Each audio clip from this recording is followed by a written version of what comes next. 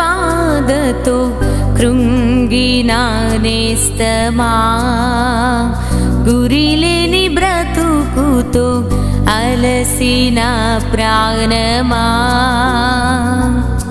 తన కరములు చాచి నిన్ను పిలుచుచున్నాడు, తన కరములు చాచి నిన్ను పిలుచుచున్నాడు.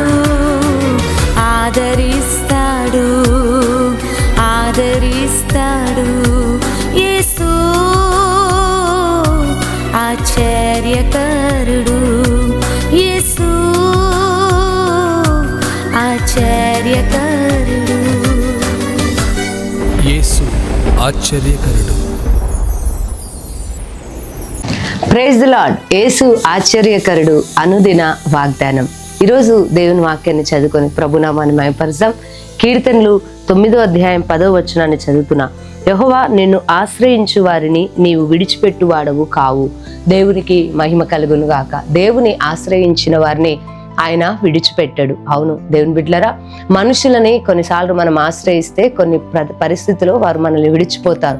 నాకు తెలిసిన ఒక సహోదరి ఉంది.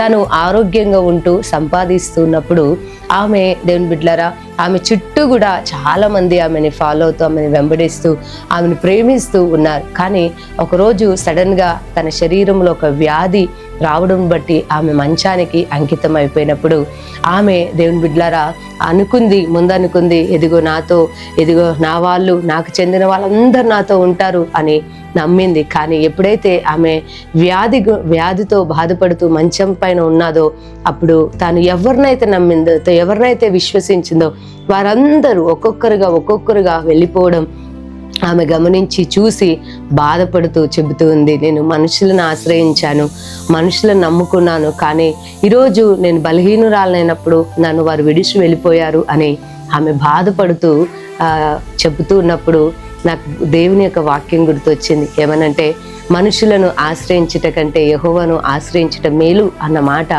గుర్తొచ్చి ఆమెకు చెప్పాను. ఏంటంటే, ఈరోజు నువ్వు వ్యాధితో బాధపడుతున్నావు, అయినా భయపడొద్దు, దేవుని నువ్వు ఆశ్రయించు, దేవుడు నిన్ను విడిచిపెట్టడు, ఆయన నిన్ను బాగు చేస్తాడు, నీ పరిస్థితులన్నిటినీ మారుస్తాడని ఆమెతో చెప్పి ఆమెకు చిన్న ప్రార్థన చేసి రావడం జరిగింది. అవును దేవుని బిడ్డ, ఈరోజు నువ్వు ఎవరిని ఆశ్రయిస్తున్నావు? మనిషిని ఆశ్రయిస్తే ఏదో ఒక రోజు మనం సిగ్గుపడాల్సిన పరిస్థితి మనకు వస్తుంది. ఎవరైనా, అది కుటుంబ సభ్యులైనా, స్నేహితులైనా, ఎవరైనా దేవుని బిడ్డలారా, ఒకరోజు మనము సిగ్గుపడాల్సిన పరిస్థితి వస్తుంది. కానీ దేవుని ఆశ్రయిస్తేనంట, నువ్వు సంతోషంగా ఉన్నా, దుఃఖంలో ఉన్నా, వ్యాధిలో ఉన్నా, బాధను అనుభవిస్తున్నా, నువ్వు ఎలాంటి పరిస్థితిలో ఉన్నా, మనుషులు కొన్నిసార్లు విడిచిపోతారేమో కానీ దేవుడు ఎలాంటి వాడంటే, నువ్వు ఎలాంటి పరిస్థితిలో ఉన్నా, బాధను అనుభవిస్తున్నా, వ్యాధితో ఉన్నా, ఆయన నిన్ను విడిచిపెట్టాడు. అందుకే దేవుని వాక్యం సెలవిస్తుంది ఏంటంటే, నీవు వారిని విడిచిపెట్టువాడవు కాదు. ఎవరిని విడిచిపెట్టాడు అంటే దేవుని ఆశ్రయించి వారిని.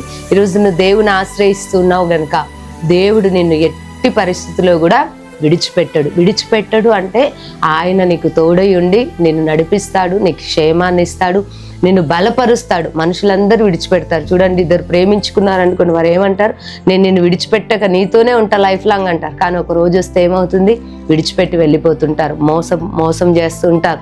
ఇలా ఎంతో మందిని మనం ఈ లోకంలో చూస్తుంటాం. కానీ లోకంలో ఉన్న మనుషుల లాంటి వాడు కాదు నీవు నేను మనం ఆరాధిస్తున్న దేవుడు. ఆయన ముదిమి వచ్చే వరకు కూడా మనల్ని విడిచిపెట్టక ఎత్తుకొని కాపాడువాడు. కాబట్టి ఈరోజు అందరూ విడిచిపెట్టారా, అయినా నువ్వు భయపడొద్దు. నువ్వు బలహీనుడు అయ్యావా, బలహీనరాలు అయ్యావా, అయినా భయపడకు. ఎందుకంటే దేవుడు అంటున్నాడు, నీవు ఆయనను ఆశ్రయిస్తుండగా ఆయన నేను విడిచిపెట్టక నీ ఎడల కృప చూపి నిన్ను స్వస్థపరిచి నీకు క్షేమాన్నిచ్చి ఆయన నిన్ను నిలబెట్టబోతున్నాడు. ఈ మాటలు నమ్మి ప్రభుని స్తుతించండి. మీకు చిన్న ప్రార్థన చేస్తాను. సర్వశక్తిగల దేవా స్తోత్రం. ఎంతమంది బిడ్డలైతే ఈ ఉదయ కాలంలో నిన్ను ఆశ్రయించి ఈ మాటలు నమ్ముతూ నేను స్తుతిస్తున్నారో ప్రభు, వారి జీవితంలో, వారి కుటుంబంలో అయ్యా నీ కృప ద్వారా అయ్యా కృపను పొందుకొని నాయన ఇదిగో వారి బలహీనతల్లో నుండి, వారికి ఉన్న సమస్యలన్నిటిలో నుండి మీరు విడిపించి బాగు చేయమని యేసు నామములో ప్రార్థిస్తున్నాను తండ్రి, ఆమెన్. దేవుడు మిమ్మల్ని దీవించును గాక.